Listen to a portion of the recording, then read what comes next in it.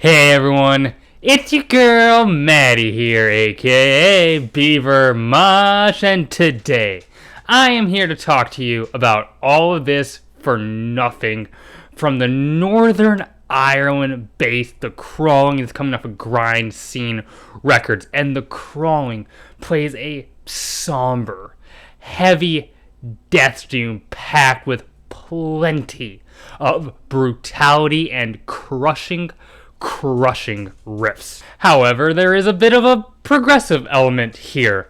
These songs are crafted with a unique set of patterns and sequences while also possessing this real attention to tunefulness. There's a lot of discernible hooks and leads, and the band uses dynamics in very compelling ways. A lot of contrast between these heavy and soft sections while also using a lot of melody as well that only is there to amplify the louder and brash sections. March of the Worm begins very much as a march with these processional, battle-ready snares and these thick guitars that begin to build all over this with murkiness and density, really start to barrel in. It's very dark and moody, while the vocals have this fried, deep, brooding timbre that really fits the overall atmosphere of these tunes. As the track progresses, these gloomy melodies begin to smoke out from various corners,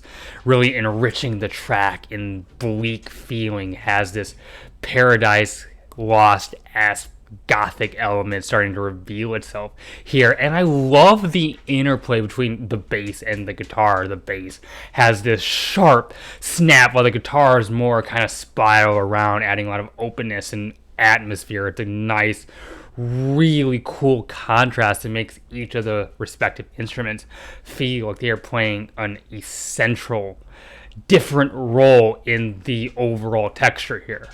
Another Vulture opens up with these clean pastoral guitars, and ringing percussion really adds to the sullenness of the track. But as the intro kind of develops, these violent bursts of guitar strums begin to carry it forward, until these spinning riffs come in with these memorable, reverberating melodies.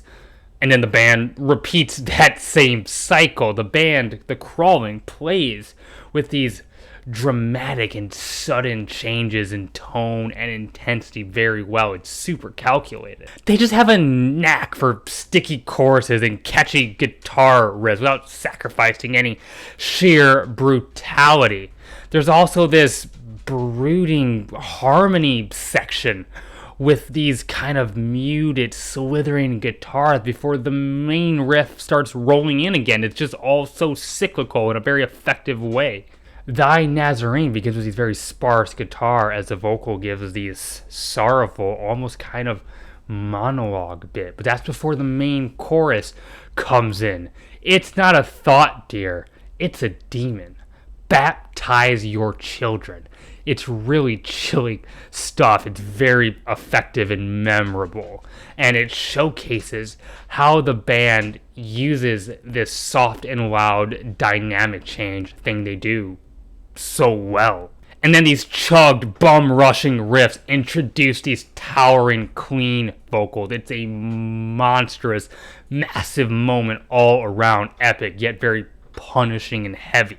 Bound to the Negative is the longest track here at over 8 minutes, and it really demonstrates the band's progressive tendencies with all of these weaving licks and various instrumental leads and connecting bits. It just has this sense of adventure, and vocally we get these bellowing long howls with this immediate sense of desperation so easily felt. Somber guitar leads all around here adds a lot of melody but also power simultaneously. The drumming is not too complex, but here on this track particularly, but really the whole album, the double bass is played in a way that's almost meditative, but in a way that also injects a lot of forward momentum and energy. Weaving the Skin is built off these hammering, no frills, doom riffs that just pack such a monstrous punch, something the band shows that they can pull off with with ease. But also there are these echoey, pinging licks that are kind of disorienting in a very satisfying way, especially how they are paired with, once again, these snapping bass runs and these precise double bass patterns. It gives a nice kind of juxtaposition in speed and texture. Also, later on, you get these squealing, slick, bending licks. Almost has a metallic twang to them. It's just really cool. On a light we cannot see, I love the syncopated thing that the drums are doing, this interesting skip, but really like it how it's paired with these mournful, almost weeping guitar melodies and this stabbing bass. There's so many almost non-matching elements here, very alien ingredients to one another, but they're used in such a precise recipe and put together in just the perfect format that it creates such a unique and exciting flavor profile for the instrumentals.